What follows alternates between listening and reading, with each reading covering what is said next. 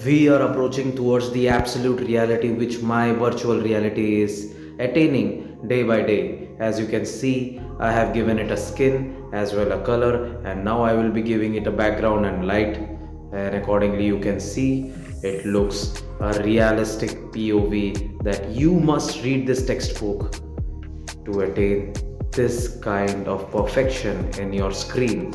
Behind the screen, and as you can see the texture and everything of the surrounding, this is the textbook.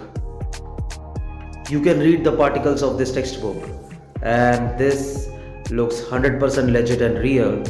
As you can see the close-up look, and this is the 360 POV of my surrounding in virtual reality.